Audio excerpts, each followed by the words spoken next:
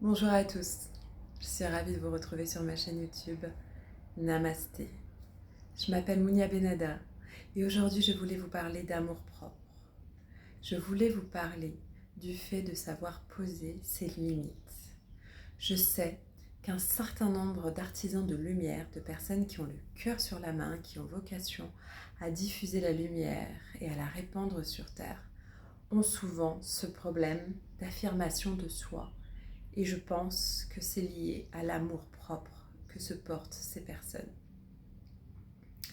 Je crois qu'elles ont d'une part eu l'habitude de prioriser les autres avant elles-mêmes, ce qui a contribué à les rendre au service esclaves des besoins des autres.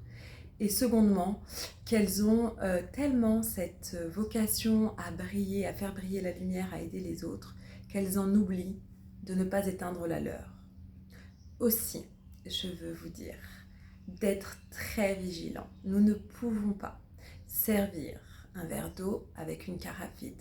Si vous souhaitez pouvoir répandre la lumière sur Terre, vous devez vous assurer que vous avez suffisamment de lumière en vous d'abord. D'accord ? Sinon, vous êtes désaligné et vous allez vous perdre. Je vous dis ça pour que vous soyez vigilant dans chacune de vos relations, qu'elles soient d'ordre amical, familial, professionnel, amoureuse. Soyez toujours dans la communication, dans l'ouverture de vos besoins et surtout de vos limites.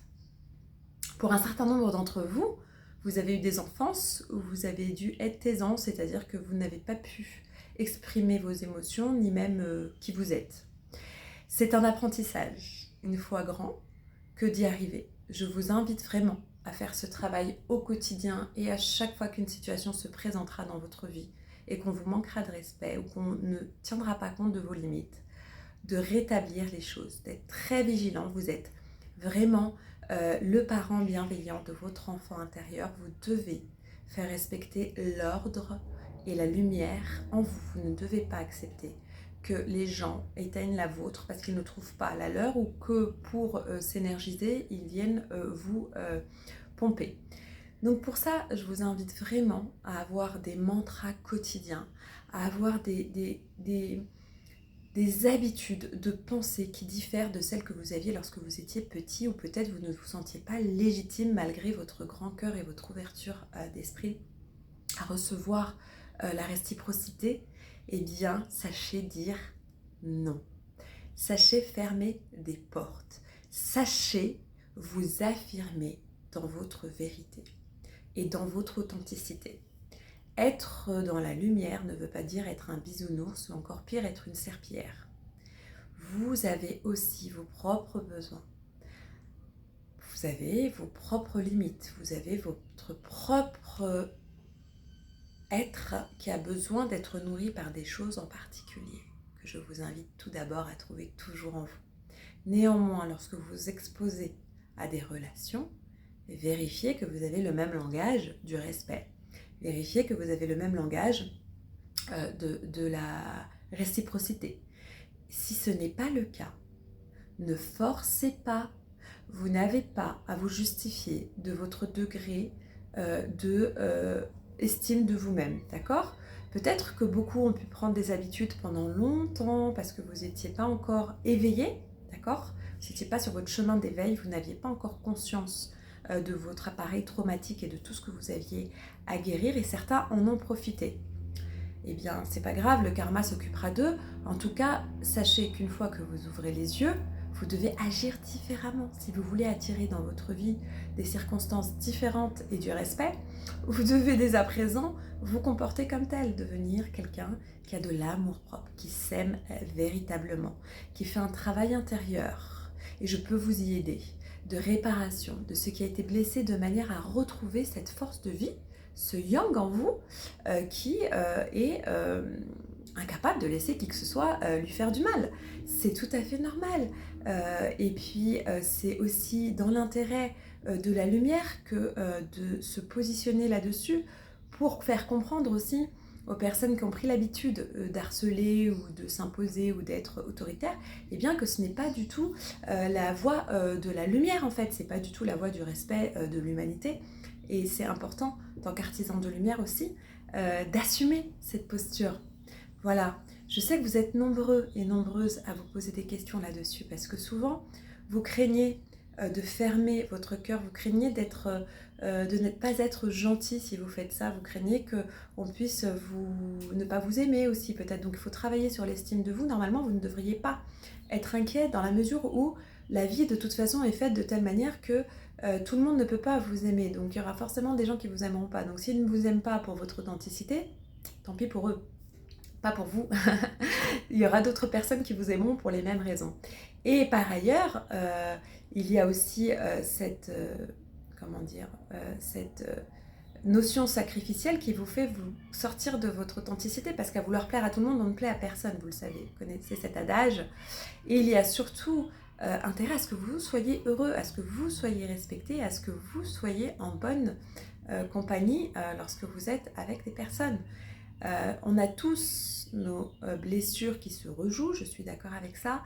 Ce n'est pas forcément que les gens sont mauvais ou que vous êtes meilleur, pas du tout. C'est juste qu'il y a des personnes qui travaillent sur elles, d'autres qui ne travaillent pas sur elles. Et il y a des personnes qui prennent l'habitude de reposer leur psychose, leurs problèmes sur les autres. Ne soyez pas cette personne dont tout le monde vient s'essuyer les pieds. C'est pas du tout glamour. C'est pas, pour l'estime de soi, c'est vraiment pas agréable. Il faut pouvoir vous sentir en sécurité, déjà en sécurité avec vous-même. Moi je dis que la confiance en soi, c'est qu'il m'aime ou qu'il m'aime pas, je m'aime. C'est le meilleur mantra à adopter chaque jour. Travaillez à vraiment renforcer cette estime de vous inconditionnelle. Évidemment, soyez alignés, travaillez sur vous. Dites-vous ce mantra parce que vous savez que vous faites un travail intérieur et que vous cherchez à être la personne dans sa plus belle version pour apporter aux autres du bonheur et de la bonté.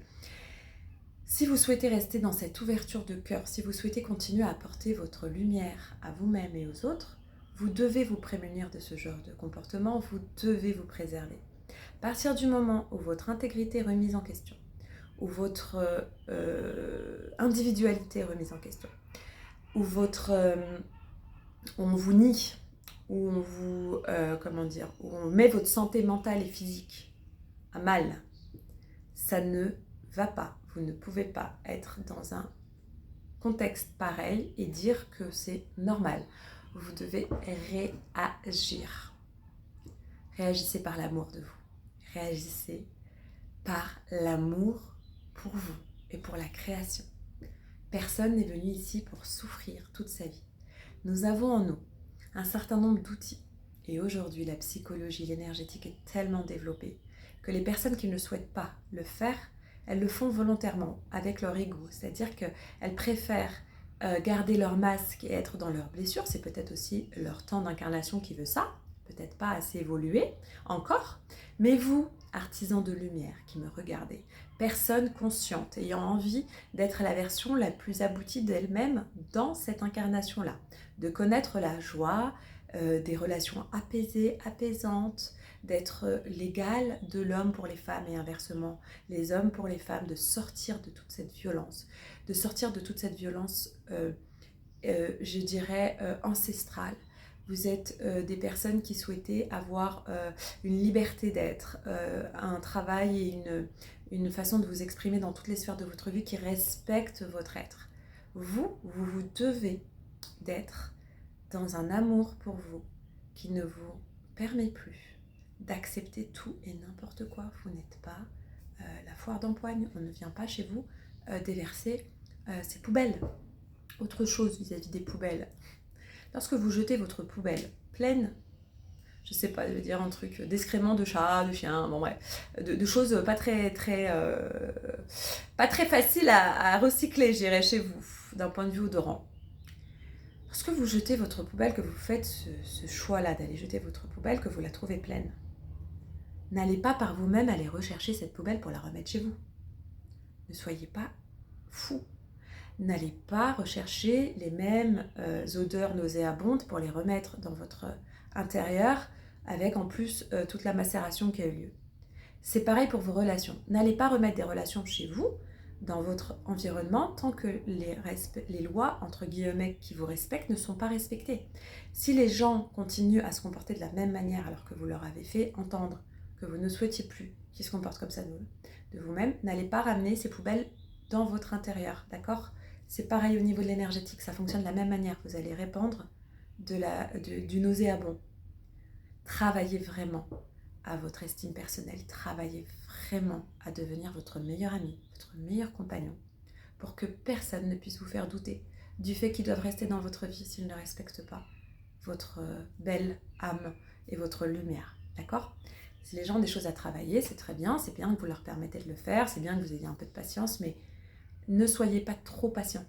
Il y a des fois où la patience en spiritualité est importante sur le travail sur soi, sur l'apprentissage, sur le fait de se relever, de continuer. Mais ramener 10 fois ses poubelles chez soi, à chaque fois encore plus sales qu'avant, c'est pas de la patience en fait, c'est de la bêtise, d'accord? Et c'est du manque d'amour pour soi. Je suis là pour vous aider à ça aussi, d'accord? Je suis passée par là, je peux vous aider à augmenter votre estime personnelle, à comprendre quel être magnifique vous êtes. Vous avez beaucoup de lectures là-dessus, je vous conseille Louise Hay.